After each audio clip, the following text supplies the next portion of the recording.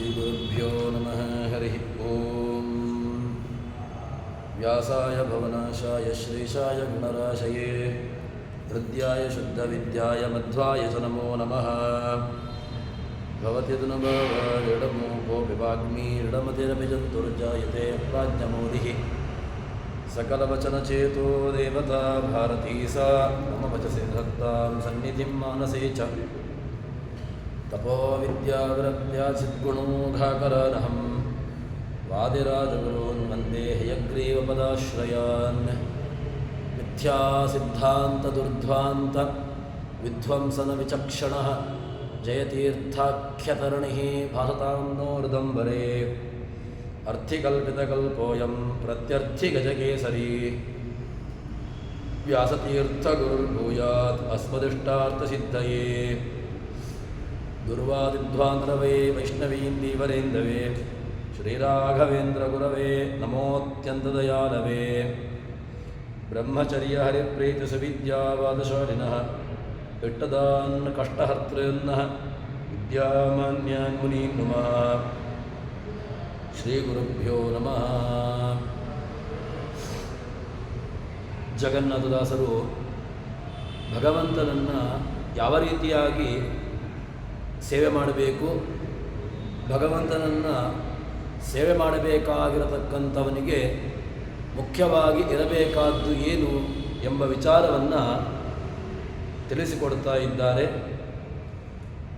ಹೇಗೆ ಅವನನ್ನು ಆರಾಧನೆ ಮಾಡಬೇಕು ಎಂಬುದಕ್ಕೆ ಜಗನ್ನಾಥದಾಸರು ಕೊಟ್ಟಿರತಕ್ಕಂತಹದ್ದು ಭಾಗ್ಯ ಬಡತನ ಬರದು ಹಿಕ್ಕದೆ ಕುಕ್ಕಿ ಸೊರಗದೆ ಸದ್ಭಕುತಿ ವೈರಾಗ್ಯಗಳ ನೀ ಮಾಡು ಎಂಬುದಾಗಿ ಅವರು ಹೇಳ್ತಾರೆ. ಭಗವಂತನನ್ನು ಹೇಗೆ ನಾವು ಆರಾಧನೆ ಮಾಡಬೇಕು, ಯಾವ ರೀತಿಯಾಗಿ ಸೇವಿಸಬೇಕು ಅಂತ ಕೇಳಿದರೆ ಕೃಷ್ಣನ ಮಾತನ್ನು ಇಲ್ಲಿ ನಾವು ನೆನಪಿಸಿಕೊಳ್ಬೇಕು. ಹೇಗೆ ಅಂತ ಕೇಳಿದರೆ ದುಃಖೇಶು ಅನುದ್ವಿಗ್ನಮನಃ ಸುಖೇಶು ವಿಗತ ಸ್ಪೃಹಃ ಅಂತ. ದುಃಖ ಬಂತು ಅಂತ ಹೇಳಿಕೊಂಡು ಅಲ್ಲಿ ವಿಪರೀತವಾಗಿರತಕ್ಕಂತಹ ಆಸೆಯನ್ನೇ ಬಿಟ್ಟು ಬಿಡುವಂತಹದ್ದು ಇಲ್ಲ. ಒಳ್ಳೆಯ ರೀತಿಯಾಗಿರತಕ್ಕಂತಹ ಸುಖಾದಿಗಳು ಸಿಕ್ಕಿತು ಆವಾಗ ಹಿಕ್ಕಿ ವಿಪರೀತವಾಗಿ ತಾರಕಕ್ಕೇರುವಂತಹದ್ದು, ಈ ರೀತಿಯಾಗಿ ಯಾವತ್ತೂ ಕೂಡ ಇರಬಾರದು. ಮತ್ತು ಏನು ಕೊಟ್ಟಿದ್ದಾನೋ ಅದು ಅವನ ದಯೆಯಿಂದ ಎಂಬ ಚಿಂತನೆ ಇದು ಇರಬೇಕು ಎಂಬುದಾಗಿ ಹಿಂದೆ ಜಗನ್ನಾಥದಾಸರು ಆ ವಿಚಾರವನ್ನು ತಿಳಿಸಿದರು.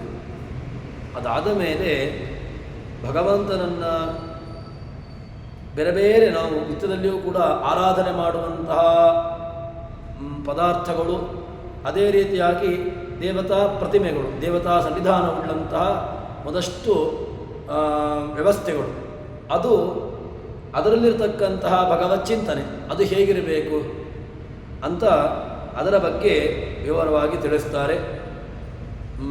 ಸ್ಥಳ ಜಲ ಅದ್ರಿಗಳಲ್ಲಿ ಜನಿಸುವ ಫಲ ಸುಪುಷ್ಪ ಗಂಧರಸ ಶ್ರೀ ತುಳಸಿ ಮೊದಲಾದ ಅಖಿಳ ಪೂಜಾ ಸಾಧನ ಪದಾರ್ಥ ಹಲವು ಬಗೆಯಿಂದರ್ಪಿಸುತ್ತಾ ಬಾಂಬೊಳೆಯ ಜನಕಗೆ ನಿತ್ಯದಿ ತಿಳಿಬದಿದು ವ್ಯತಿರೇಕ ಪೂಜೆಗಳೆಂದು ಕೋವಿದರು. ಭಗವಂತನನ್ನು ಆರಾಧನೆ ಮಾಡಲಿಕ್ಕೆ ಯಾವುದು ಅತ್ಯಂತ ಪ್ರಶಸ್ತವಾದದ್ದು ಅಂತ ಕೇಳಿದರೆ ಅದಕ್ಕೆ ಹೇಳುತ್ತಾರೆ, ಒಳ್ಳೆಯ ಇದನ್ನು ನಾವು ಸದಾಚಾರ ನಿತ್ಯದ ದೈನಂದಿನ ದೇವತಾ ಅರ್ಚನೆ ಅಥವಾ ದೇವತಾ ವ್ಯವಸ್ಥೆಯಲ್ಲಿ ನಾವು ಇದನ್ನು ಅನುಸಂಧಾನ ಮಾಡಿಕೊಳ್ಳಬೇಕು. ಹೇಗೆ ಅಂತ ಕೇಳಿದರೆ ಎಲ್ಲ ಪದಾರ್ಥಗಳು ಅದು ಭಗವದ್ದತ್ತವಾದದ್ದು. ಇಲ್ಲಿ ಈಗ ಜಗನ್ನಾಥದಾಸರು ಹೇಳುವಂತಹದ್ದು ಸ್ಥಳ ಜಲಾದ್ರಿಗಳಲ್ಲಿ ಜನಿಸುವ, ನೆಲದಲ್ಲಿ, ಅದೇ ರೀತಿಯಾಗಿ ಜಲದಲ್ಲಿ, ಅದೇ ರೀತಿಯಾಗಿ ಬೆಟ್ಟದಲ್ಲಿ, ಈ ಮೂರು ವ್ಯವಸ್ಥೆಗಳಲ್ಲಿ ಹುಟ್ಟುವಂತಹದ್ದು ಯಾವುದೆಲ್ಲ ಫಲ ಸುಪುಷ್ಪ ಫಲಗಳಾಗಲಿ, ಕಮಲದ ಹೂವು ಇತ್ಯಾದಿಗಳೆಲ್ಲವೂ ಕೂಡ ಅದು ಜಲದಲ್ಲಿ ಹುಟ್ಟುವಂತಹದ್ದು. ಇನ್ನು ಬೆಟ್ಟದಲ್ಲಿರ್ತಕ್ಕಂತಹ ಒಂದಷ್ಟು ಹೂಗಳು, ಅದೇ ರೀತಿಯಾಗಿ ಸಾಮಾನ್ಯವಾಗಿರತಕ್ಕಂತಹ ನೆಲ ಇತ್ಯಾದಿಗಳಲ್ಲಿ ಜನಿಸುವಂತಹ ಹೂವು ಹಣ್ಣು ಇದೆಲ್ಲವೂ ಕೂಡ ಭಗವಂತನ ಪೂಜೆಗೋಸ್ಕರವಾಗಿ ಕೊಟ್ಟಿರತಕ್ಕಂತಹದ್ದು. ಇದನ್ನು ಶ್ರೀ ತುಳಸಿ ಮೊದಲಾದ ಅಖಿಲ ಪೂಜಾ ಸಾಧನಗಳ ಪದಾರ್ಥಗಳು, ನಾವು ಗಂಧ ರಸ ತುಳಸಿ ಇತ್ಯಾದಿಗಳೆಲ್ಲವೂ ಕೂಡ ಅದು ಭಗವಂತನಿಂದ ನಮಗೆ ಆ ಭಗವತ್ ಪೂಜೆಗೆ ಬೇಕಾಗಿರತಕ್ಕಂತಹದ್ದು. ಇದನ್ನು ಯಾರಿಗೆ ಅರ್ಪಿಸಬೇಕು ಅಂತ ಕೇಳಿದ್ರೆ, ನಾವು ದೈನಂದಿನ ವ್ಯವಸ್ಥೆಯಲ್ಲಿ ದೇವತಾ ಸಾಲಿಗ್ರಾಮವನ್ನು ಅಥವಾ ದೇವತಾ ಪ್ರತಿಮೆಯನ್ನು ಅಥವಾ ಇನ್ನಿತರ ದೇವತಾ ವ್ಯವಸ್ಥೆಯಲ್ಲಿ ದೇವರ ಸನ್ನಿಧಾನವುಳ್ಳಂತಹ ಏನು ಚಕ್ರಾಣಿಕೆ ವಿಷ್ಣುಪಾದ ಇತ್ಯಾದಿಗಳು ಇದೆಲ್ಲ ಇದೆಯೋ ಇದೆಲ್ಲವೂ ಕೂಡ ಇದರಲ್ಲಿ ಭಗವದ್ದತ್ತವಾದದ್ದು. ಏನು ತನಗೆ ಭಗವಂತ ಅರ್ಚನೆ ಮಾಡಲಿಕ್ಕೆ ವ್ಯವಸ್ಥೆಗಳನ್ನು ನೀಡಿದ್ದಾನೆ ಕೊಟ್ಟಿದ್ದಾನೆ ಎಲ್ಲವೂ ಕೂಡ ಅವನದ್ದು. ಅದೇ ರೀತಿಯಾಗಿ ಲಕ್ಷ್ಮಿಯ ಸನ್ನಿಧಾನವುಳ್ಳಂತಹ ತುಳಸಿ, ವಿಶೇಷವಾಗಿ ತುಳಸಿಯಲ್ಲಿ ಯಾರ ಸನ್ನಿಧಾನ ಅಂತ ಕೇಳಿದ್ರೆ ಅದು ಭಗವಂತನ ಮಡದಿಯಾಗಿರತಕ್ಕಂತಹ ಲಕ್ಷ್ಮೀದೇವಿಯ ಸನ್ನಿಧಾನವನ್ನು ಹೇಳ್ತಾರೆ. ಅಂತಹ ಆ ತುಳಸಿ ಅದು ವಿಶೇಷವಾಗಿರತಕ್ಕಂತಹ ಪಾತ್ರವನ್ನು ಪೂಜೆಯಲ್ಲಿ ಹೇಳ್ತದೆ. ಯಾಕೆ ಒಲ್ಲನೋ ಹರಿವಲ್ಲನೋ ಅಂತ ಹೇಳಿಕೊಂಡು ತುಳಸಿ ಇಲ್ಲದ ಪೂಜೆ ಅಂತ ಹೇಳಿಕೊಂಡು ದಾಸರು ಅದಕ್ಕೆ ಬೇಕಾಗಿರತಕ್ಕಂತಹ ತುಂಬ ಪ್ರಮಾಣಗಳನ್ನು ಹೇಳಿದ್ದಾರೆ. ಇಲ್ಲಿ ಈಗ ಜಗನ್ನಾಥ ದಾಸರು ಹೇಳುವಂತಹದ್ದು ಆ ಸಾಲಿಗ್ರಾಮಾದಿಗಳಲ್ಲಿಯೋ ಅಥವಾ ಇನ್ನಿತರ ಏನು ದೇವತಾ ಪ್ರತೀಕಗಳಲ್ಲಿ ನೀವು ಪೂಜೆಯನ್ನು ಮಾಡ್ತೀರೋ ಅದಕ್ಕೆ ಭಗವತ್ ಪೂಜೆಗೆ ಮುಖ್ಯವಾಗಿ ಬೇಕಾಗಿರತಕ್ಕಂತಹದ್ದು ಅದು ತುಳಸಿ. ಅದರಲ್ಲಿ ವಿಶೇಷವಾಗಿರತಕ್ಕಂತಹ ಸನ್ನಿಧಾನ ಲಕ್ಷ್ಮೀದೇವಿಯದ್ದು. ಅಂತಹ ಅನುಸಂಧಾನಪೂರ್ವಕವಾಗಿ ಆ ದೇವತಾ ಪೂಜೆಯನ್ನು ಅದನ್ನು ಆ ಗಂಗೆಯನ್ನು ಹುಟ್ಟಿಸಿರತಕ್ಕಂತಹ ಭಗವಂತ, ಅದೇ ರೀತಿಯಾಗಿ ತುಳಸಿ, ಅದಕ್ಕೆ ಬೇಕಾಗಿರತಕ್ಕಂತಹ ಎಲ್ಲ ಪದಾರ್ಥಗಳು ಎಲ್ಲಿಂದ ಬಂದದ್ದು, ಈ ಆರಂಭದ ಚಿಂತನೆಯನ್ನು ಇಟ್ಟುಕೊಳ್ಳಬೇಕು. ಅದನ್ನು ನಾವು ನಿತ್ಯದಲ್ಲಿಯೂ ಕೂಡ ಅನುಸಂಧಾನ ಮಾಡಿಕೊಳ್ಳಬೇಕು ಎಂಬುದಾಗಿ ಅದಕ್ಕೆ ಹೇಳುತ್ತಾರೆ. ದೇವತಾ ಪ್ರತಿಮೆಯನ್ನು ದೇವತಾ ಅರ್ಚನೆಯನ್ನು ಮಾಡಲಿಕ್ಕಿರತಕ್ಕಂತಹ ವ್ಯವಸ್ಥೆ ಅದು ಎಲ್ಲವೂ ಕೂಡ ಭಗವದ್ದತ್ತವಾದದ್ದೇ. ಭಗವಂತ ನೀಡದೇ ಇರತಕ್ಕಂತಹ ಯಾವ ಪದಾರ್ಥಗಳೂ ಇಲ್ಲ. ಚರಾಚರ ಜಗತ್ತಿನಲ್ಲಿ ಏನು ಸೃಷ್ಟಿಯಾಗಿದೆಯೋ ಎಲ್ಲ ಸೃಷ್ಟಿಯಾಗಿರತಕ್ಕಂತಹ ಪದಾರ್ಥಗಳು ಇದು ಭಗವಂತನಿಂದ ಬಂದಿರತಕ್ಕಂತಹದ್ದು. ಅಂತಹ ಭಗವದ್ದತ್ತವಾಗಿರತಕ್ಕಂತಹ ಎಲ್ಲ ವ್ಯವಸ್ಥೆಗಳಲ್ಲಿಯೂ ಕೂಡ ಭಗವತ್ ಚಿಂತನೆ ಎಂಬುದು ಅತೀ ಅವಶ್ಯಕ. ಅದನ್ನು ಚೆನ್ನಾಗಿ ಅನುಸಂಧಾನ ಮಾಡಿಕೊಂಡು ಅವನು ದೇವತಾ ಅರ್ಚನೆಯನ್ನು ನಡೆಸಬೇಕು ಎಂಬುದಾಗಿ ಹೇಳ್ತಾರೆ. ಸರಿ, ಅದಕ್ಕೆ ಹೇಗೆ ಚಿಂತನೆ ಮಾಡುವಂತಹ ಆರಂಭದಲ್ಲಿ ಹೇಳ್ತಾರೆ, ಬಿಂಬೋಸೆ ಪ್ರತಿಬಿಂಬೋಸ್ಮಿ ತವಯದ್ಯಪಿ ಚಾಂತರಂ ಅಂತ. ದೇವರು ಭಗವಂತ ಯಾವತ್ತೂ ಕೂಡ ಜೀವನಿಗೆ ಬಿಂಬೋಸಿ ಅಂತ. ಭಗವಂತ ನಮಗೆ ಬಿಂಬ, ನಾವು ಅವನ ಪ್ರತಿಬಿಂಬ ಸ್ಥಾನೀಯರು. ಅಂತಹ ಬಿಂಬ ರೂಪದ ಉಪಾಸನೆಯನ್ನು ನಡೆಸಬೇಕು. ಬಿಂಬ ರೂಪದ ಉಪಾಸನೆಯನ್ನು ನಡೆಸಬೇಕು ಅಂತ ಹೇಳಿದ್ರೆ ಹೇಗೆ ಅಂತ ಕೇಳಿದರೆ ಅದಕ್ಕೆ ದಾಸರು ಒಳ್ಳೆಯ ಮಾತನ್ನು ಹೇಳ್ತಾರೆ. ಶ್ರೀಕರನ ಸರ್ವತ್ರದಲ್ಲಿ ಅವಲೋಕಿಸುತ್ತಾ ಗುಣ ರೂಪ ಕ್ರಿಯಾ ವ್ಯತಿರೇಕ ತಿಳಿಯದೆ ಅನ್ವಯಿಸು ಬಿಂಬದಲ್ಲಿ ಮರೆಯದಲೇ. ಭಗವಂತನ ರೂಪ ಬೇರೆಯಲ್ಲ, ಭಗವಂತನ ಕ್ರಿಯೆಗಳು ಬೇರೆ ಇಲ್ಲ. ಭಗವಂತ ನೇಹನಾನಾಸ್ತಿ ಕಿಂಚನ. ಅವನ ರೂಪಗಳು ಬೇರೆ ಇಲ್ಲ, ಅವನ ಕ್ರಿಯೆಗಳು ಬೇರೆ ಇಲ್ಲ, ಅವನ ಅವಯಗಳು ಬೇರೆ ಇಲ್ಲ, ಅವನು ಬೇರೆ ಅಲ್ಲ, ಅವನ ಗುಣಗಳು ಅವನ ಕ್ರಿಯೆಗಳು ಇದು ಯಾವುದೂ ಕೂಡ ಅವನಿಗಿಂತ ಭಿನ್ನ ಅಲ್ಲವೇ ಇಲ್ಲ.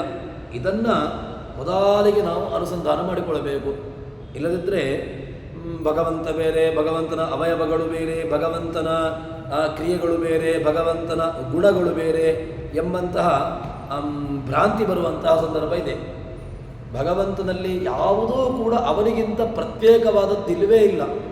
ಅಲ್ಲ, ಹಾಗಿದ್ದರೆ ಭಗವಂತನನ್ನು ನಾವು ನೋಡುವಾಗ ಅಥವಾ ಹೇಳುವಾಗ ಶಬ್ದದಲ್ಲಿ ನಾವು ಪ್ರಯೋಗ ಉಂಟಲ್ವ, ಭಗವಂತನ ರೂಪ, ಭಗವಂತನ ಗುಣ, ಈ ಏನು ಭಗವಂತನ ಗುಣ ಅಂತ ಹೇಳುವಾಗ ಅಲ್ಲಿ ಭೇದವನ್ನೇ ಹೇಳುವಂತಹದ್ದಲ್ವ. ಷಷ್ಠೀ ಭಕ್ತಿಯನ್ನು ನೀವು ಪ್ರಯೋಗ ಮಾಡ್ತೀರಿ. ಷಷ್ಠೀ ಭಕ್ತಿ ಅದಕ್ಕೆ ಯಾವ ವಿಷಯ ವಸ್ತು ಇದೆಯೋ ಅದಕ್ಕಿಂತ ಭಿನ್ನವಾಗಿರತಕ್ಕಂತಹದರಲ್ಲಿ ಹೇಳುವಂತಹದ್ದು.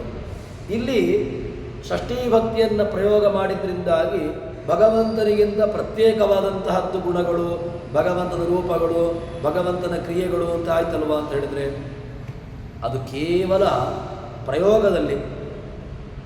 ನಾವು ಸಿದ್ಧಾಂತಿಗಳು ವಿಶೇಷ ಅಂತ ಒಂದು ವ್ಯವಸ್ಥೆಯನ್ನು ಒಪ್ಪಿಕೊಳ್ಳುತ್ತೇವೆ. ಅದು ಏನು ಮಾಡ್ತದೆ ಅಂತ ಕೇಳಿದ್ರೆ ಅಭೇದೇ ಸತಿ ಭೇದಕಾರ್ಯಕಾರಿ ವಿಶೇಷ ಅಂತ ಅದರ ನಿಷ್ಪತ್ತಿಯನ್ನು ಹೇಳ್ತಾರೆ. ಅಭೇದೇ ಸತಿ ಭೇದಕಾರ್ಯಕಾರಿ ವಿಶೇಷ. ಏನು ಈ ವಿಶೇಷದ ಕೆಲಸ ಏನು ಅಂತ ಕೇಳಿದರೆ, ವಾಸ್ತವಿಕವಾಗಿ ಎಲ್ಲಿ ಭೇದ ಇಲ್ವೋ ಆ ಅಭೇದೇ ಸತಿ ಭೇದ ಇಲ್ಲ ವಾಸ್ತವಿಕವಾಗಿ, ಆದರೆ ಭೇದ ಕಾರ್ಯಕಾರಿ ವಿಶೇಷ, ಭೇದದ ಗುಣವನ್ನು ಭೇದದ ಕೆಲಸವನ್ನು ಅದು ಮಾಡಿಕೊಡ್ತದೆ. ಅಂದರೆ ಭಗವಂತನ ರೂಪ, ಭಗವಂತನ ಕ್ರಿಯೆ, ಭಗವಂತನ ಅವಯವ, ಭಗವಂತನ ಹೀಗೆ ನೀವು ಏನನ್ನು ನೀವು ಹೇಳ್ತೀರೋ ಇದೆಲ್ಲವೂ ಕೂಡ ಅಭೇದವೇ, ಆದರೆ ಭೇದದ ಕಾರ್ಯವನ್ನು ನಡೆಸ್ತದೆ ಅಂತ ನಾವು ಸಿದ್ಧಾಂತಿಗಳು ಅದನ್ನು ಒಪ್ಪಿಕೊಂಡಿರತಕ್ಕಂತಹದ್ದು. ಅಂತಹ ವಿಶೇಷ ಅಂತ ಒಂದು ಪದಾರ್ಥವನ್ನು ಒಪ್ಪಿಕೊಳ್ತೇವೆ.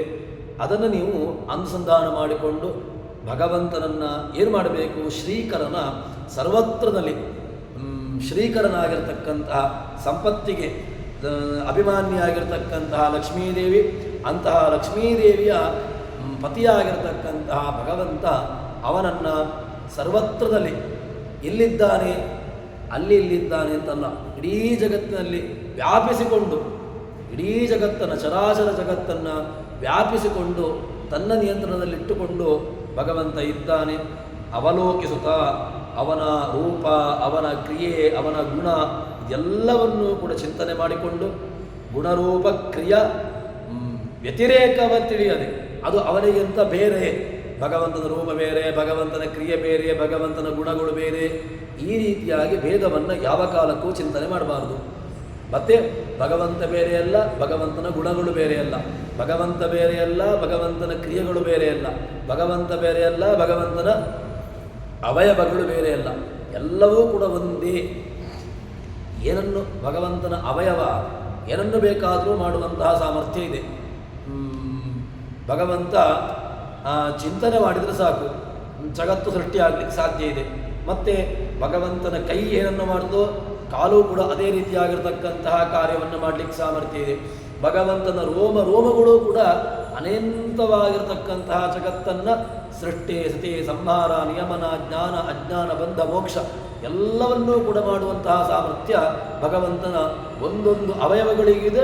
ಭಗವಂತನ ಎಲ್ಲ ರೀತಿಯಾಗಿರ್ತಕ್ಕಂತಹ ಗುಣಗಳು, ಎಲ್ಲ ರೂಪಗಳು, ಎಲ್ಲ ಕ್ರಿಯೆಗಳು ಅವನ ರೋಮದಲ್ಲಿಯೂ ಕೂಡ ಅನುಸಂಧಾನ ಮಾಡಿಕೊಳ್ಳಬೇಕು ಅಂತ. ಸರಿ, ಇದನ್ನು ಅನ್ವಯ ತಿಳಿಯದೆ ಮರೆಯದಲೇ ಸರಿ, ಯಾವುದೋ ಒಂದು ಕಾಲಕ್ಕೆ ಚಿಂತನೆ ಮಾಡುವಂತಹದ್ದು, ಯಾವುದೋ ಒಂದು ಕಾಲದಲ್ಲಿ ಬೇಕು ಆವಾಗ ಚಿಂತನೆ ನಡೆಸುವಂತಹದ್ದು. ಇಲ್ಲ ಅಂತಾದರೆ ಭಗವಂತನ ರೂಪ, ಗುಣ, ಕ್ರಿಯೆಗಳನ್ನು ಇಲ್ಲವೇ ಇಲ್ಲ. ಅವನಲ್ಲಿ ಎಲ್ಲ ಕಾಲದಲ್ಲಿಯೂ ಕೂಡ ಎಲ್ಲ ಗುಣಗಳಿದೆ ಅಂತ ಹೇಳಿಕೊಂಡು ಚಿಂತನೆ ಮಾಡಿದರೆ ಏನಾಗ್ತದೆ ಅಂತ ಕೇಳಿದರೆ, ಸ್ವೀಕರಿಸುವನು ಕರುಣದಿಂದ. ಭಗವಂತ ನಮ್ಮನ್ನು ತನ್ನವನು ಒಂದು ಸ್ವೀಕಾರ ಮಾಡ್ತಾನೆ. ಯಮೈವೇಶ ವೃಣತೆ ತೇನ ಲಭ್ಯ ವೃಣತೆ ತನೂಂ ಸ್ವಾಂ, ಉಪನಿಷತ್ತಿನ ಮಾತು. ಯಮೈವೇಶ ವೃಣತೆ, ಭಗವಂತ ನಮ್ಮನ್ನು ಸ್ವೀಕಾರ ಮಾಡ್ತಾನೆ. ಯಾವಾಗ? ಯಮೈವೇಶ, ಭಗವಂತ ತನ್ನವನು ಅಂತ ಭಗವಂತನಿಗೆ ಚಿಂತನೆ ಬರಬೇಕು. ಇವನು ನನ್ನವನು ಎಂಬ ಚಿಂತನೆ ಯಾವಾಗ ಭಗವಂತನಿಗೆ ಬಂತೋ ಆವಾಗ ಭಗವಂತ ತನ್ನ ಸ್ವರೂಪವನ್ನು, ತನ್ನ ನಿಜವಾಗಿರತಕ್ಕಂತಹ ಗುಣಗಳನ್ನು, ಅವನ ಸ್ವರೂಪವನ್ನು ಅವನಿಗೆ ದರ್ಶನ ಮಾಡಿಸ್ತಾನೆ.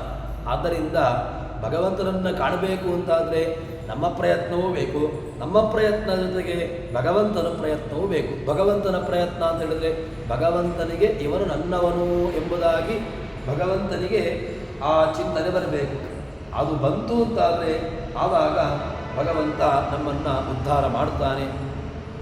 ಸರಿ, ಕರುಣದಿಂದ ನಿರಾಕರಿಸದೆ ಕೃಪಾಳು ಭಕ್ತರ ಶೋಕಗಳನ್ನು ಪರಿಹರಿಸಿ ಭಗವಂತ ಅಂಥವರನ್ನು ಏನು ಮಾಡ್ತಾನೆ?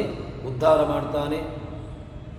ಎಲ್ಲ ಗಜೇಂದ್ರ, ಪ್ರಹ್ಲಾದ ಬೇರೆ ಬೇರೆ ಪಾಂಡವರು ಇವರನ್ನು ನಾವು ಈ ದೃಷ್ಟಾಂತಗಳನ್ನು ಚಿಂತನೆ ನಡೆಸಿದ್ರೆ ಸಾಕು. ವಿದುರ ಇವರೆಲ್ಲರೂ ಕೂಡ ಭಗವಂತನನ್ನು ಯಾವ ರೀತಿಯಾಗಿ ತಮ್ಮ ಕಡೆಗೆ ಒಲಿಸಿಕೊಂಡವರು ಅಂತ ಕೇಳಿದ್ರೆ ಸಂಪತ್ತಿನ ಮೂಲಕವಾಗಿ ಅಲ್ಲ, ಮತ್ತು ಭಗವಂತನನ್ನು ಕೇವಲ ಅಂತಃಕರಣ ಶುದ್ಧವಾಗಿರತಕ್ಕಂತಹ ಅಂತಃಕರಣದ ಮೂಲಕವಾಗಿ ಭಗವಂತನನ್ನು ಸಾಕ್ಷಾತ್ಕರಿಸಿಕೊಂಡಿರತಕ್ಕಂಥವರು. ಅಂಥವರನ್ನು ಭಗವಂತ ಏನು ಮಾಡ್ತಾನೆ ಅಂತ ಕೇಳಿದ್ರೆ ಶೋಕವ ಪರಿಹರಿಸಿ ಸುಖವಿತ್ತು ಹೊರೆವ ಅಂಥವರಿಗೆ ಭಗವಂತ ಅನವರತ ನಿರಂತರವಾಗಿ ಅವರನ್ನು ಉದ್ಧಾರ ಮಾಡ್ತಾನೆ. ಉದ್ಧಾರ ಮಾಡಿ ಅವನನ್ನು ಸಂರಕ್ಷಣೆ ಮಾಡ್ತಾನೆ ಎಂಬುದಾಗಿ ಹೇಳ್ತಾರೆ. ಈ ಗುಣರೂಪ ಕ್ರಿಯೆಗಳಲ್ಲಿ ಇತರವಾದಿಗಳು ಅವರೆಲ್ಲರೂ ಕೂಡ ಏನು ಹೇಳ್ತಾರೆ, ಎಲ್ಲವೂ ಕೂಡ ಭಿನ್ನ ಅಂತ ಹೇಳಿಕೊಂಡು ಹೇಳ್ತಾರೆ. ಆದರೆ ವಾಸ್ತವಿಕವಾಗಿ ಆ ವ್ಯತಿರೇಕ ಪೂಜೆಯನ್ನು ಏನು ಭಗವಂತನಿಂದ ಭಿನ್ನವಾಗಿರತಕ್ಕಂತಹದ್ದು ಎಂಬ ಚಿಂತನೆಯನ್ನು ಯಾವ ಕಾಲಕ್ಕೂ ಕೂಡ ನಡೆಸಬಾರದು ಎಂಬುದಾಗಿ ನಮಗೆ ಇದರ ಮೂಲಕವಾಗಿ ತಿಳಿಸಿಕೊಡ್ತಾರೆ. ಸರಿ, ಇದರಿಂದ ಅನುಗ್ರಹ ಮಾಡ್ತಾನೋ ಭಗವಂತ ಹೇಗೆ? ಈಗ ವ್ಯತಿರೇಕ ಪೂಜೆ ಅಂತ ಹೇಳಿದ್ರೆ ಎಲ್ಲ ಭಗವಂತನಿಗಿಂತ ಭಿನ್ನವಾಗಿರತಕ್ಕಂತಹದ್ದನ್ನೇ ಚಿಂತನೆ ನಡೆಸುವಂತಹದ್ದು. ಇದರಿಂದ ಪೂಜೆಯ ಫಲ ಏನು ಅಂತ ಕೇಳಿದರೆ ಭಗವಂತನ ಯಾವುದೇ ಕರ್ಮದಲ್ಲಿ ಭಗವಂತನ ಚಿಂತನೆ ನಡೆಸಿತು ಅಂತಾದರೆ ಅದರಲ್ಲಿ ಫಲ ಇಲ್ಲ ಅಂತ ಆಗೋದೇ ಇಲ್ಲ. ಭಗವಂತನನ್ನು ಅರೆಕ್ಷಣವೂ ಕೂಡ ಚಿಂತನೆ ನಡೆಸಿದರೆ ಸಾಕು, ಭಗವಂತ ಏನು ಮಾಡ್ತಾನೆ, ಅವನನ್ನು ಉದ್ಧರಿಸ್ತಾನೆ. ಇಷ್ಟೆಲ್ಲ ಅವನನ್ನು ಗುಣರೂಪಗಳನ್ನು ಚಿಂತನೆ ನಡೆಸುವ ಮೂಲಕವಾಗಿ ಪೂಜೆ ಮಾಡಿದ್ದರ ಫಲ ಏನು? ಎಲ್ಲದಕ್ಕೂ ಕೂಡ ಒಂದೇ ರೀತಿಯಾಗಿರತಕ್ಕಂತಹ ಫಲ ಅಂತ ಆದರೆ ಚಿಂತನೆ ಮಾಡಿದಂತಹ ಪೂಜೆಯೂ ಒಂದೇ ಫಲ. ಭಗವಂತನಲ್ಲಿಯೇ ಗುಣರೂಪ ಕ್ರಿಯೆಗಳನ್ನು ಚಿಂತನೆ ನಡೆಸಿ ಮಾಡಿದಂತಹ ಪೂಜೆಗೂ ಫಲ ಒಂದೇ ಅಂತ ಆದರೆ ಎರಡೊಂದು ಈ ವಿಶೇಷವಾಗಿರತಕ್ಕಂತಹ ಆರಾಧನೆಯಾಗಲಿ ಅಥವಾ ವಿಶೇಷವಾಗಿರತಕ್ಕಂತಹ ಚಿಂತನೆ ಯಾಕೆ ಬೇಕು? ಬೇಡವೇ ಬೇಡ, ಅದನ್ನು ಬಿಟ್ಟು ಬಿಡುವ ಅಂತ ಹೇಳಿದರೆ ಅದಕ್ಕೆ ಫಲವನ್ನು ಹೇಳ್ತಾರೆ. ಕೇವಲ ಆ ಗುಣರೂಪಗಳನ್ನು ನಡೆಸದೆ ಚಿಂತನೆ ನಡೆಸದೆ ಮಾಡಿರತಕ್ಕಂತಹ ಪೂಜೆಯಲ್ಲಿ ಫಲ ಇಲ್ಲ ಅಂತ ಇಲ್ಲವೇ ಇಲ್ಲ, ಫಲ ಇದೆ. ಹೇಳ್ತಾರೆ ಏನು ಪೂಜೆಯ ಆ ಫಲ ಏನು ಅಂತ ಕೇಳಿದ್ರೆ ದೊಡ್ಡ ಫಲವನ್ನೇ ಕೊಡ್ತಾನೆ ಭಗವಂತ. ಅದು ಯಾವುದು ಅಂತ ಕೇಳಿದ್ರೆ ವ್ಯತಿರೇಕ ಅನ್ವಯಗಳೆಂದೆನಿಪ ಪೂಜಾ ವಿಧಿಗಳನ್ನು ತಿಳಿದು ಅನಿಮೇಶೇಷನ ಭಗವಂತನನ್ನು ಅರ್ಚನೆ ಅದನ್ನು ಚಿಂತನೆ ನಡೆಸಿದ್ರಿಂದಾಗಿ ಆವಾಗ ಏನಾಗ್ತದೆ ಅಂತ ಕೇಳಿದರೆ ದೇವತಾ ವ್ಯವಸ್ಥೆಯಲ್ಲಿ ಅಧಿಪತಿಯಾಗಿರತಕ್ಕಂತಹ ಭಗವಂತ ಅವನನ್ನು ಚಿಂತನೆ ನಡೆಸಿದರೆ ನಮಗೆ ಅನಂತವಾಗಿರತಕ್ಕಂತಹ ಸೃಷ್ಟಿ ಸ್ಥಿತಿ ನಿಯಮ ಸಂಹಾರ ನಾವು ಇಲ್ಲಿ ಬಂದು ಒದ್ದಾಡ್ತಾ ಇರುವಂತಹದ್ದು ಈ ನಿಮಿತ್ತದಿಂದಾಗಿ ಭಗವಂತ ಸೃಷ್ಟಿ ಮಾಡ್ತಾನೆ, ಸ್ಥಿತಿಯನ್ನು ಮಾಡ್ತಾನೆ, ಕೊನೆಗೆ ಸಂಹಾರವನ್ನು ಮಾಡ್ತಾನೆ. ಮತ್ತೆ ಪುನಃ ಇದೇ ವ್ಯವಸ್ಥೆಯಲ್ಲಿ ಮತ್ತೆ ಪುನಃ ನಮ್ಮನ್ನು ತಂದು ಹಾಕಿಬಿಡ್ತಾನೆ. ಆದರೆ ಈ ಚಿಂತನೆಯನ್ನು ನಡೆಸುವ ಮೂಲಕವಾಗಿ ಮಾಡಿರತಕ್ಕಂತಹ ಪೂಜೆಗೆ ಮುಖ್ಯವಾಗಿರತಕ್ಕಂತಹ ಫಲ ಏನು ಅಂತ ಕೇಳಿದರೆ ಈ ಸೃಷ್ಟಿಸ್ಥಿತಿ ಸಂಹಾರದಿಂದಾಗಿ ಮುಕ್ತನಾಗಿ ಭಗವಂತನನ್ನೇ ಸೇರುವಂತಹದ್ದು. ಈ ಏನು ಸಂಸಾರದ ವ್ಯವಸ್ಥೆಯಲ್ಲಿ ಬಂದು ಒದ್ದಾಟ ಪಡುವುದಕ್ಕಿಂತ ಇದಕ್ಕಿಂತ ಭಿನ್ನವಾಗಿರತಕ್ಕಂತಹ ಒಂದಿದೆ, ಅದು ಯಾವುದು? ಮೋಕ್ಷ. ನಮ್ಮ ಅಟೆನ್ಷನ್ ಎಲ್ಲಿರಬೇಕು ಅಂತ ಕೇಳಿದ್ರೆ ಮೋಕ್ಷವನ್ನು ಹೊಂದುವಲ್ಲಿ. ಸುಲಭದಲ್ಲಿ ಸಿಗ್ತದ ಅಂತ ಕೇಳಿದರೆ ಇಲ್ಲವೇ ಇಲ್ಲ. ಮೋಕ್ಷ ಬೇಕು ಅಂತ ಆದರೆ ಅದಕ್ಕೆ ತುಂಬ ಸಾಧನೆಗಳು ಬೇಕು. ಒಂದು ಜನ್ಮದ ಸಾಧನೆ ಸಾಕು ಅಂತ ಕೇಳಿದರೆ ಅದು ಹೇಳಲಿಕ್ಕಾಗುವಂತಹದ್ದಲ್ಲ. ಆದರೆ ಆ ವಿಶೇಷವಾಗಿರತಕ್ಕಂತಹ ಸಾಧನೆ, ವಿಶೇಷವಾಗಿರತಕ್ಕಂತಹ ಆರಾಧನೆ, ಈ ವಿಶೇಷವಾಗಿರತಕ್ಕಂತಹ ಶ್ರವಣ ಮನನ ನಿಧಿಧ್ಯಾಸನಗಳು ಇತ್ತು ಅಂತಾದರೆ ಆವಾಗ ಭಗವಂತ ಏನು ಮಾಡ್ತಾನೆ, ನಮ್ಮನ್ನು ಮುಕ್ತನನ್ನಾಗಿ ಮಾಡ್ತಾನೆ, ಮುಕ್ತಿಯನ್ನು ಕೊಡ್ತಾನೆ. ಮುಕ್ತಿಯನ್ನು ನೀಡಿದ ಅಂತ ಹೇಳಿದರೆ ಮತ್ತೆ ಪುನಃ ಈ ಸೃಷ್ಟಿ ಸ್ಥಿತಿ ಮೃತಿ ಜನುಮಗಳ ಪರಿಹರಿಸಿ ಈ ಎಲ್ಲ ಒದ್ದಾಟವನ್ನು ಏನು ಪಡ್ತಾ ಇದ್ದಾನೆ ಜೀವನ ಅದನ್ನು ತುಂಡರಿಸ್ತಾನೆ. ತುಂಡರಿಸಿ ಭಗವಂತ ತನ್ನಲ್ಲಿಯೇ ಇಟ್ಟುಕೊಂಡು ಪರಿಹರಿಸಿ ಸೇವಕ ಜನರೊಟ್ಟು ಆನಂದಪಡಿಸುವ, ನಮಗೆ ಆನಂದವನ್ನು ಕೊಡ್ತಾನೆ. ಆನಂದ ಅಂತ ಹೇಳಿದ್ರೆ ಅದು ಆನಂದ ಅಂತ ಹೇಳಿದ್ರೆ ಮುಖ್ಯವಾಗಿರತಕ್ಕಂತಹ ಆನಂದವನ್ನೇ ಆನಂದ ಶಬ್ದದಿಂದಾಗಿ ಪ್ರಯೋಗ ಮಾಡುವಂತಹದ್ದು. ಆನಂದ ಯಾವುದೋ ಒಂದು ಸಾಂಸಾರಿಕವಾಗಿರತಕ್ಕಂತಹ ಆನಂದವನ್ನು ಆನಂದ ಶಬ್ದದಿಂದಾಗಿ ಕರೆಯುವಂತಹದ್ದು ಶಾಸ್ತ್ರಕಾರರ ನಿಯಮ ಅಲ್ಲ. ಶಾಸ್ತ್ರಕಾರರು ಆನಂದ ಶಬ್ದವನ್ನು ಪ್ರಯೋಗ ಮಾಡಿದ್ದಾರೆ ಅಂತ ಹೇಳಿದರೆ ಅದು ಸ್ವರೂಪಾನಂದವನ್ನೇ ಆನಂದ ಶಬ್ದದಿಂದಾಗಿ ಅವರು ಪ್ರಯೋಗ ಮಾಡುವಂತಹದ್ದು. ಯಾಕೆ? ಸ್ವರೂಪಾನಂದವೇ ನೈಜಾನಂದ. ತನ್ನ ಜೀವನ ಸ್ವಾಭಾವಿಕವಾಗಿರತಕ್ಕಂತಹ ಆನಂದ ಅದೇ ಆನಂದ. ಉಳಿದ ಆನಂದಗಳು ಅದು ಆನಂದದ ಆಭಾಸ ಅಷ್ಟೇ, ಆನಂದದಂತೆ ಕಾಣುವಂತಹದ್ದು ಹೊರ ವಾಸ್ತವಿಕವಾಗಿರತಕ್ಕಂತಹ ಆನಂದ ಅಲ್ಲ ಎಂಬಂತಹ ಆಂತರ್ಯವನ್ನು ಇಲ್ಲಿ ಜಗನ್ನಾಥದಾಸರು ನಮಗೆ ತಿಳಿಸುತ್ತಾರೆ. ಅಂತಹ ಈ ಚಿಂತನೆಯ ನಡೆಸುವ ಮೂಲಕವಾಗಿ ಅದರ ಮೂಲಕವಾಗಿ ಆರಾಧನೆಗೆ ಪೂಜೆಗೆ ಇಷ್ಟು ದೊಡ್ಡ ಮಹತ್ತರವಾಗಿರತಕ್ಕಂತಹ ಫಲವನ್ನು ಭಗವಂತ ನೀಡುತ್ತಾನೆ ಅಂತ ಹೇಳ್ತಾರೆ. ಮುಕ್ತಿಯಲ್ಲಿ ಯಾರಿಗೆ? ಪರಮಸಾತ್ವಿಕರಿಗೆ. ಈ ಚಿಂತನೆಯನ್ನು ರಾಜಸರೋ ತಾಮಸರೋ ನಡೆಸ್ತಾರೋ ಅಂತ ಕೇಳಿದರೆ ಇಲ್ಲ. ತಾಮಸ ಜೀವರಾಶಿಗಳಿಗೂ ರಾಜಸ ಜೀವರಾಶಿಗಳಿಗೂ ಈ ಚಿಂತನೆ ಕಷ್ಟಸಾಧ್ಯವೇ.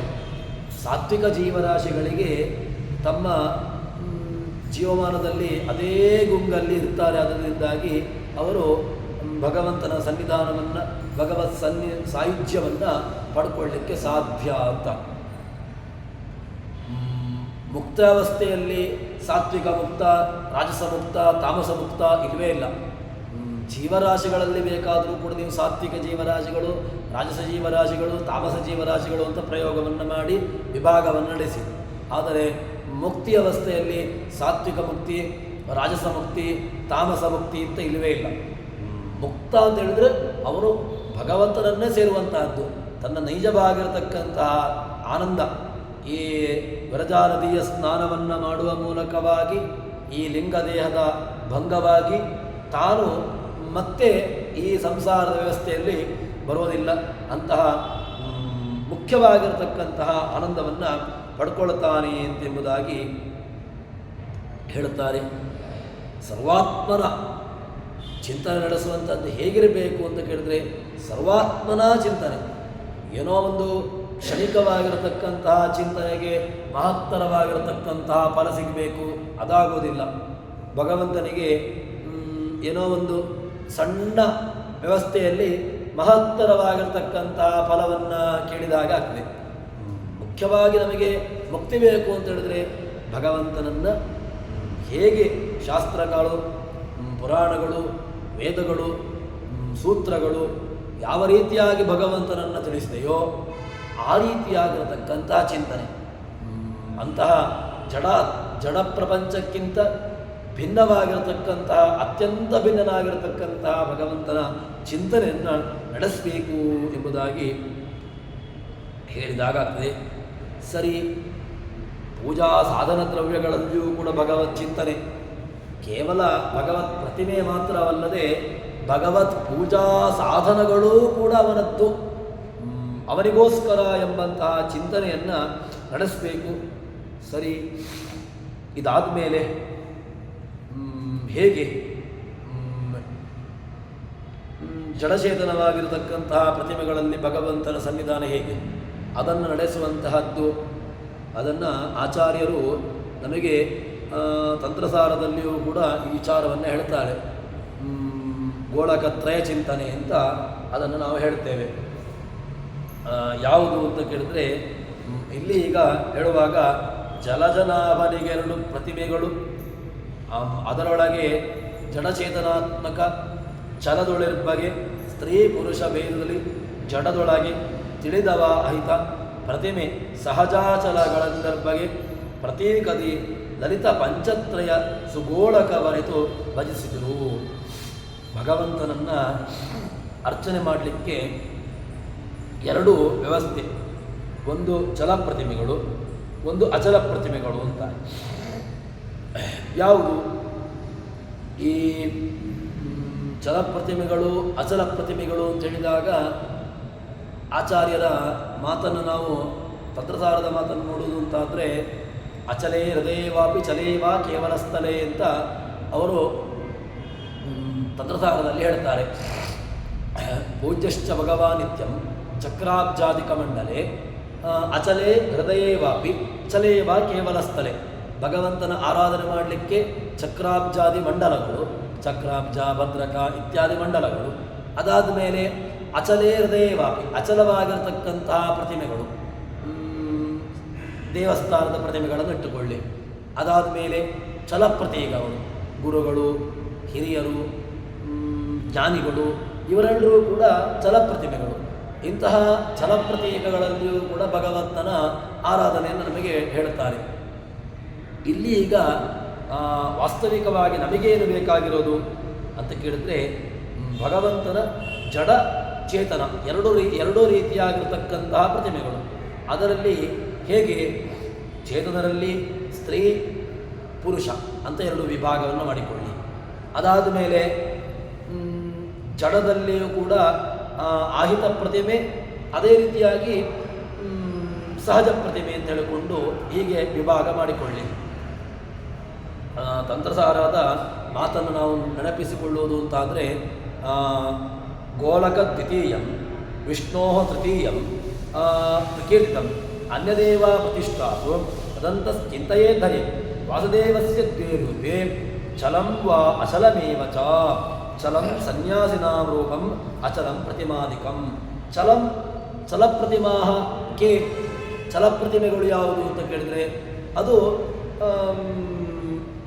ಗುರುಗಳು, ಸಂಚಾರ ಮಾಡುವಂಥ ಸನ್ಯಾಸಿಗಳು, ಜ್ಞಾನಿಗಳು, ಇವರನ್ನು ಕೂಡ ನೀವು ಛಲಪ್ರತಿಮೆಗಳು ಅಂತ ಇಟ್ಟುಕೊಳ್ಳಿ.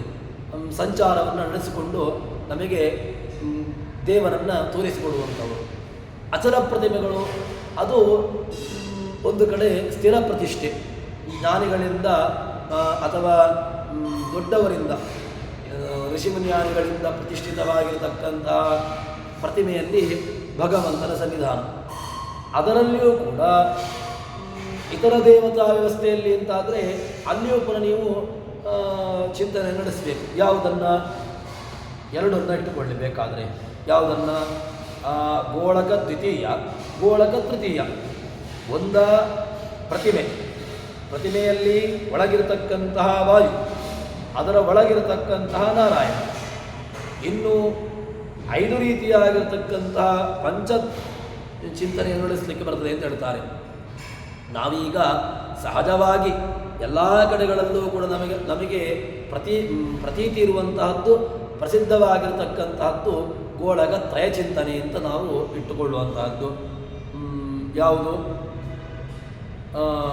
ಒಂದು ಪ್ರತಿಮೆಯಲ್ಲಿ ಸನ್ನಿಹಿತವಾಗಿರತಕ್ಕಂತಹ ವಾಯು, ಅದರಲ್ಲಿಯೂ ಕೂಡ ಸನ್ನಿಹಿತವಾಗಿರತಕ್ಕಂತಹ ಪ್ರಾಣಸ್ಥ ಭಗವಂತ. ಅಗ್ನಿಸ್ಥನಾಗಿರ್ತಕ್ಕಂತಹ ವಾಯುನಲ್ಲಿಯೂ ಕೂಡ ನಿಯಾಮಕನಾಗಿರ್ತಕ್ಕಂಥ ಭಗವಂತ. ಈ 3 ವ್ಯವಸ್ಥೆ. ಇದರಲ್ಲಿ ಈ ಸಾಮಾನ್ಯವಾಗಿರ್ತಕ್ಕಂತಹ ಚಿಂತನೆಯನ್ನು ನಡೆಸಬೇಕು. ಇದು ಎಲ್ಲಿ ವಿಷ್ಣು ಪ್ರತಿಮಾಯಾಂ ವಾಯು ಪ್ರತಿಮಾ, ತದಂತಹ ಲಕ್ಷ್ಮೀ ಪ್ರತಿಮಾ, ತದಂತಹ ಹರಿ. ಲಕ್ಷ್ಮೀ ಪ್ರತಿಮೆಯಾದಿಗಳಲ್ಲಿ ನೇರವಾಗಿ ಭಗವಂತನನ್ನು ನಿಯಾಮಕ ರೂಪತ್ವೇನ ಚಿಂತನೆ ನಡೆಸಿ. ಇನ್ನು ಪ್ರಾಣಾದಿ ಪ್ರತಿಗಳಲ್ಲಿ ಆಗುವಾಗ ಪ್ರಾಣಸ್ಥ ಭಗವಂತ, ಶ್ರೀದೇವಿ ಅದರಲ್ಲಿಯೂ ಕೂಡ ಭಗವಂತ ಅಂತ ಹೇಳಿಕೊಂಡು ಈ ರೀತಿಯಾಗಿರತಕ್ಕಂತಹ ಚಿಂತನೆ ನಡೆಸಬೇಕು. ಈ ಚಿಂತನೆಗಳು ಲಕ್ಷ್ಮೀ ಸನ್ನಿಧಾನ, ವಾಯು ಸನ್ನಿಧಾನ, ಮುಖ್ಯವಾಗಿ ಭಗವತ್ ಸನ್ನಿಧಾನ. ಈ ಚಿಂತನೆಗಳು ಸಾಮಾನ್ಯವಾಗಿರತಕ್ಕಂತಹ ವ್ಯವಸ್ಥೆಯಲ್ಲಿ ನಾವು ಯಾವುದೋ ಒಂದು ದುರ್ಗೆಯ ದೇವಸ್ಥಾನಕ್ಕೋ, ಸ್ಕಂದನ ದೇವಸ್ಥಾನಕ್ಕೋ, ಗಣಪತಿಯ ದೇವಸ್ಥಾನಕ್ಕೋ ಅಥವಾ ಇನ್ನಿತರ ಯಾವುದೋ ಒಂದು ದೇವತಾ ವ್ಯವಸ್ಥೆಗೆ ಹೋದಾಗ ಅಲ್ಲಿ ನಡೆಸಬೇಕಾಗಿರತಕ್ಕಂತಹ ಚಿಂತನೆಯನ್ನು ಏನು ವಿಸ್ತೃತವಾಗಿರತಕ್ಕಂತಹ ಶಾಸ್ತ್ರದಲ್ಲಿ ವ್ಯಾಖ್ಯಾನ ರೂಪದಲ್ಲಿ ದೊಡ್ಡದಾಗಿ ಹೇಳಿದ್ದಾರೆ, ಅದರ ಒಂದು ಸಾಮಾನ್ಯವಾಗಿರತಕ್ಕಂತಹ ಚಿಂತನೆಯನ್ನು ನಡೆಸಲಿಕ್ಕೆ ನಮಗೆ ಈ ಎಲ್ಲ ಚಿಂತನೆಗಳು ಅಥವಾ ಈ ಶಾಸ್ತ್ರಕಾರರು ಕೊಟ್ಟಿರತಕ್ಕಂತಹದ್ದು. ಅದನ್ನು ಚಿಂತನೆ ನಡೆಸುವ ಮೂಲಕವಾಗಿ ರುದ್ರಾದಿಗಳಲ್ಲಿ ಮತ್ತು ಗಣಪತಿ ಇತ್ಯಾದಿ ಪ್ರತೀಕಗಳಲ್ಲಿ ಎಲ್ಲದರಲ್ಲಿಯೂ ಕೂಡ ನೀವು ಈ ಚಿಂತನೆಯನ್ನು ಪ್ರತಿಷ್ಠಾನ ಒಂದು ಅಧಿಷ್ಠಾನವನ್ನು ಚಿಂತನೆ ನಡೆಸಿ ಬೇಕು ಅಂತ. ಇದರ ನಿರಾಕರಣೆಯನ್ನು ನಮಗೆ ನ ಪ್ರತೀಕೇನ ಹಿ ಸಹ ಅಂತ ಹೇಳಿಕೊಳ್ಳಲಿ ನಮಗೆ ಗೊತ್ತಾಗ್ತದೆ. ಯಾಕೆಂದರೆ ಪ್ರತೀಕವೇ ದೇವರಲ್ಲ, ಪ್ರತೀಕಸ್ಥನಾಗಿರ್ತಕ್ಕಂತಹ ದೇವರು. ಯಾಕೆ ಸಪ್ತಮಿ ಭಕ್ತಿ ಎಲ್ಲಿ ಪ್ರಯೋಗ? ಪ್ರತೀಕವೇ ದೇವರು ಅಂತ ಕೇಳಿದ್ರೆ ಪ್ರತೀಕವೇ ದೇವರಲ್ಲ. ಗೋಳಕ ಯಾವುದು?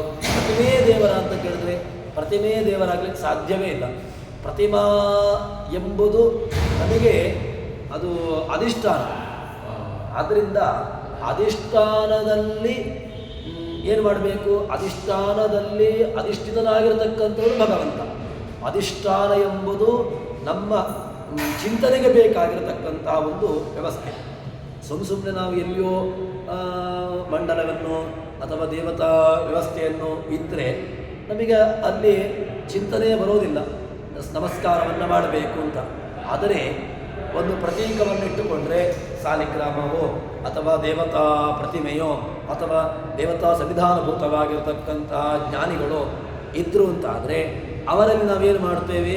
ಆ ಪ್ರತೀಕದಲ್ಲಿ ಪ್ರತೀಕಸ್ಥನಾಗಿರತಕ್ಕಂಥವನು ಭಗವಂತ ಎಂಬ ಚಿಂತನೆ ನಡೆಸ್ತೇವೆ. ಇದರಲ್ಲಿ ಯಾವುದು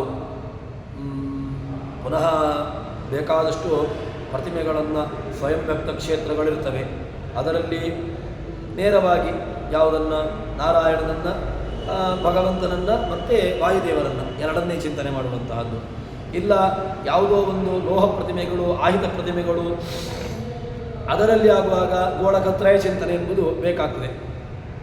ಎಲ್ಲ ವ್ಯವಸ್ಥೆಗಳನ್ನು ಇಟ್ಟುಕೊಂಡು ನಡೆಸಬೇಕು. ಮುಖ್ಯವಾಗಿ ಯಾವುದು ಬೇಕು? ರುದ್ರಾದಿ ಪ್ರತಿಮೆಗಳಲ್ಲಿ ನೀವು ನೋಡುವಾಗ ಪ್ರತಿಮೆಯಲ್ಲಿ ದೇವತೆ. ಈಗ ರುದ್ರದೇವರ ಪ್ರತಿಮೆ, ರುದ್ರದೇವರ ಲಿಂಗ ಅಂತಾದರೆ ರುದ್ರದೇವರ ಅಂತರ್ಗತನಾಗಿ ವಾಯುತತ್ವ, ವಾಯುದೇವರ ಒಳಗೂ ಕೂಡ ಇನ್ನೊಂದು ಭಗವತ್ತತ್ವ. ಈ ಚಿಂತನೆ ಇದೇ ನಿಯಮ ಗಣಪತಿ ಅಥವಾ ಈ ಎಲ್ಲ ಪ್ರತೀಕಗಳಲ್ಲಿಯೂ ಕೂಡ ಚಿಂತನೆ ನಡೆಸಬೇಕು ಎಂದು ಹೇಳ್ತಾರೆ. ಇನ್ನು ಪಂಚತತ್ವದ ಚಿಂತನೆಯನ್ನು ಅದು ವಿಸ್ತೃತ, ಅಷ್ಟು ಆಳವಾಗಿರತಕ್ಕಂತಹ ಚಿಂತನೆಯನ್ನು ನಡೆಸುವಂತಹ ಸಾಮಾನ್ಯರಾಗಿ ತಿಳ್ಕೊಳ್ಳೋದಕ್ಕೆ ಯಾವುದೇ ಆಕ್ಷೇಪ ಇಲ್ಲ. ಆದರೆ ಅದನ್ನು ಅನುಸಂಧಾನ ಮಾಡಿಕೊಂಡು ಅದನ್ನು ನಾವು ನಿತ್ಯದಲ್ಲೂ ಕೂಡ ಅನುಷ್ಠಾನ ಮಾಡುವಂತಹದ್ದು ಸ್ವಲ್ಪ ಕಷ್ಟ ಸಾಧ್ಯ. ಅದಕ್ಕೋಸ್ಕರವಾಗಿ ಈ ಪಂಚಚಿಂತನೆಯನ್ನು, ಪಂಚಗೋಳಗಳ ಚಿಂತನೆಯನ್ನು ಮಾಡ್ಬೋದು. ಇಲ್ಲ ಅಂತಾದರೆ ಗೋಳಕತ್ರಯ ಚಿಂತನೆ ಸಾಮಾನ್ಯವಾಗಿ ಮಾಡುವಂತಹ ಚಿಂತನೆಯನ್ನು ನಡೆಸ್ಬೋದು ಎಂಬುದಾಗಿ ನಮಗೆ ತಿಳಿಸಿಕೊಡ್ತಾರೆ. ಸರಿ, ಈ ಚಿಂತನೆಗಳೆಲ್ಲವೂ ಕೂಡ ಪ್ರತಿಮೆ ಎಂಬುದು ನಾನು ಮೊದಲೇ ಹೇಳಿದೆ. ಪ್ರತಿಮೆ ಎಂಬುದು ದೇವತಾ ವ್ಯವಸ್ಥೆಗೆ, ದೇವತಾ ಅರ್ಚನೆಗೆ ಒಂದು ಪ್ರತೀಕ ನಮಗಷ್ಟೇ ಹೊರತು ಅದರಲ್ಲಿ ಒಂದು ಸನ್ನಿಹಿತವಾಗಿರತಕ್ಕಂಥದ್ದು ಶಕ್ತಿ. ಆ ಶಕ್ತಿಯನ್ನು ನಾವು ಪ್ರತಿಮೆಯಲ್ಲಿ ಚಿಂತನೆ ನಡೆಸುವಂಥದ್ದು. ರಾಮದೇವರು ಪ್ರತಿಮೆಯಲ್ಲಿದ್ದಾರಾ ಅಂತ ಕೇಳಿದರೆ ರಾಮದೇವರು ಪ್ರತೀಕದಲ್ಲಿದ್ದಾರೆ. ಮತ್ತು ಆ ಒಂದು ಅದ್ಭುತವಾಗಿರ್ತಕ್ಕಂತಹ ರಾಮನ ಚಿಂತನೆಯನ್ನು, ರಾಮನ ಏನು ಸೃಷ್ಟಿಯಾದಿ ಗುಣಗಳು ಅಥವಾ ನಂತರ ಅವನ ಮಹತ್ತರವಾಗಿರತಕ್ಕಂತಹ ಕಾರ್ಯಗಳು, ಇದನ್ನು ಆ ಪ್ರತಿಮೆಯಲ್ಲಿ ಚಿಂತನೆ ನಡೆಸಿಕೊಂಡು ನಮ್ಮ ಉದ್ಧಾರವನ್ನು, ನಮಗೆ ಬೇಕಾಗಿರತಕ್ಕಂತಹ ಅನುಗ್ರಹವನ್ನು ಪಡೆದುಕೊಳ್ಳಬೇಕು ಎಂಬುದಾಗಿ ತಿಳಿಸ್ತಾರೆ. ಸರಿ, ಬ್ರಹ್ಮಾದಿಗಳನ್ನು ಹೇಗೆ ಚಿಂತನೆ ಮಾಡ್ತಾರೆ? ಬ್ರಹ್ಮಾದಿಗಳು ಅವರು ಯಾವ ರೀತಿಯಾಗಿರ್ತಕ್ಕಂತಹ ಚಿಂತನೆ ನಡೆಸ್ತಾರೆ ಅಂತ ಕೇಳಿದರೆ, ವಾರಿಜಾಸನ ವಾಯುವೀಂದ್ರ ಉಮಾರಮಣ ಸ್ಮರ ಕಾರಿಕಾ ಪ್ರಾಣ ಅಹಂಕಾರಿಕ ಪ್ರಾಣಾದಿಗಳು ಪುರುಷರ ಕಡೆಯವರದಿ ತೋರಿಕೊಳ್ಳುತ್ತ ಅನಿರುದ್ಧ ರೂಪ ದೋಷವಿದೂರ ನಾರಾಯಣನ ರೂಪ ಶರೀರಮಾನಿಗಳಾಗಿ ಭಜಿಸುವ ಸುಖವಗೊಳ್ಳುತ್ತಿಹರು. ಪುರುಷರ ದೇಹದಲ್ಲಿ ಯಾರು? ಬ್ರಹ್ಮಾದಿಗಳು, ಬ್ರಹ್ಮ, ವಾಯು, ಗರುಡ, ರುದ್ರ, ಆಮೇಲೆ ಇಂದ್ರ ಕಾಮರು ಇವರನ್ನು ವಿಷ್ಣುವನ್ನು ಚಿಂತನೆ ನಡೆಸಬೇಕು ಅಂತ. ಇವರು ಏನು ಮಾಡ್ತಾರೆ? ಅಹಂಕಾರಿಕ ಪ್ರಾಣ, ಪ್ರಾಣದಲ್ಲಿ ಅಹಂಕಾರಿಕ ಪ್ರಾಣ, ತೈಜಸ ಪ್ರಾಣ, ಈ ರೀತಿಯಾಗಿರತಕ್ಕಂತಹ ಎರಡು ಪ್ರಾಣಶಕ್ತಿಯನ್ನು ನಾವು ಅನುಸಂಧಾನ ಮಾಡಿಕೊಳ್ಳಬೇಕು. ಪಂಚ ಪ್ರಾಣ, ಅಪಾನ, ವ್ಯಾನ, ಉದಾನ, ಸಮಾನ. ಅದೇ ರೀತಿಯಾಗಿ ಉಪಪ್ರಾಣಗಳು ದೇವದತ್ತ, ಕೃಕರ, ಧನಂಜಯ, ಈ ರೀತಿಯಾಗಿರತಕ್ಕಂಥ ಉಪಪ್ರಾಣಗಳು. ಈ ಪ್ರಾಣ ಉಪಪ್ರಾಣಗಳನ್ನು ಚಿಂತನೆ ನಡೆಸಬೇಕು. ಇದು ಯಾವುದಕ್ಕೆ? ಇದು ಸಾಮಾನ್ಯವಾಗಿರತಕ್ಕಂತಹ ದೃಷ್ಟಿಗೆ ಗೋಚರವಾಗುವಂತಹದ್ದಲ್ಲ. ಹೊರಗಿನ ಬಾಹ್ಯ ದೃಷ್ಟಿಯಿಂದಾಗಿ ಗೋಚರಿಸ್ತದೆ? ಇಲ್ಲವೇ ಇಲ್ಲ. ಬಾಹ್ಯ ದೃಷ್ಟಿಗೆ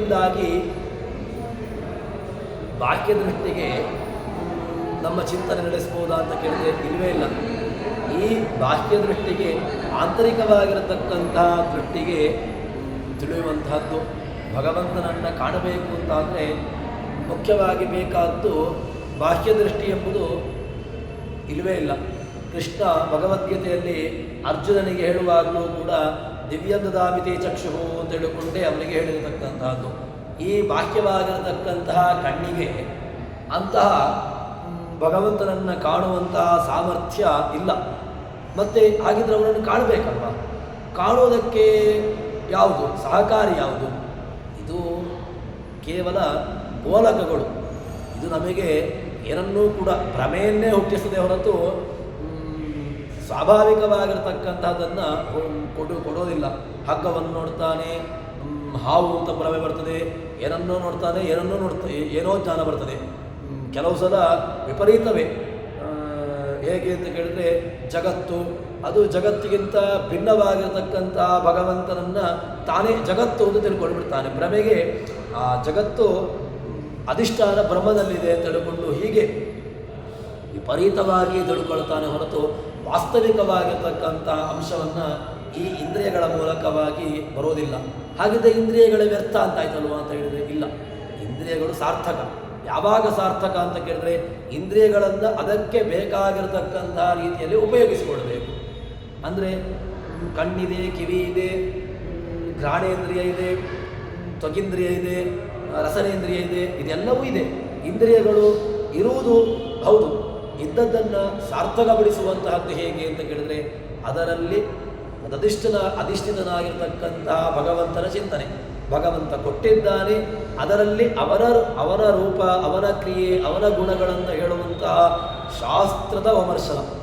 ಮುಖ್ಯವಾಗಿ ಸುಮ್ಮನೆ ಕುತ್ಕೊಂಡ ತಕ್ಷಣ ನಮಗೆ ಅಪರೋಕ್ಷ ಜ್ಞಾನ ಬರ್ತದ ಅಂತ ಕೇಳಿದರೆ ಸುಮ್ಮನೆ ಕುತ್ಕೊಂಡ ತಕ್ಷಣ ಅಪರೋಕ್ಷ ಜ್ಞಾನ ಬರಲಿಕ್ಕೆ ಸಾಧ್ಯವೇ ಇಲ್ಲ. ಶಾಸ್ತ್ರದ ಶ್ರವಣ, ಶಾಸ್ತ್ರದ ಅವಮರ್ಶನ, ಶಾಸ್ತ್ರಾವಮರ್ಶನ ಅಂತ ಅದನ್ನು ಹೇಳ್ತಾರೆ. ಶಾಸ್ತ್ರದ ಅವಮರ್ಶನವನ್ನು ಮಾಡಿದಾಗ ಅಂದರೆ ಶಾಸ್ತ್ರವನ್ನು ಮತ್ತೆ ಮತ್ತೆ ಅನುಸಂಧಾನಪೂರ್ವಕವಾಗಿ ಅದನ್ನು ತಿಳ್ಕೊಂಡಾಗ ಆವಾಗ ಬಾಹ್ಯ ದೃಷ್ಟಿಯನ್ನು ತೆಗೆದು ಬಾಹ್ಯ ದೃಷ್ಟಿಗಿಂತಲೂ ಕೂಡ ಒಳಗಿರತಕ್ಕಂತಹ ಅಂತರ್ದೃಷ್ಟಿಯ ಮೂಲಕವಾಗಿ ಭಗವಂತ ದೋಷದೂರನಾಗಿರ್ತಕ್ಕಂಥವನು. ಅಂತಹ ಭಗವಂತ ನಮಗೆ ಅನುಗ್ರಹವನ್ನು ಮಾಡ್ತಾನೆ. ಅನುಗ್ರಹ ಅಂತ ಹೇಳಿದರೆ ಸುಖ. ಮೊದಲಿಗೆ ಹೇಳಿದಲ್ವ, ಆನಂದಾನ್ ಮಂದ ಮಂದ ದತೆ ಮೃತಃ ಕುಂದ ಮಂದಾರನಂದ್ಯ.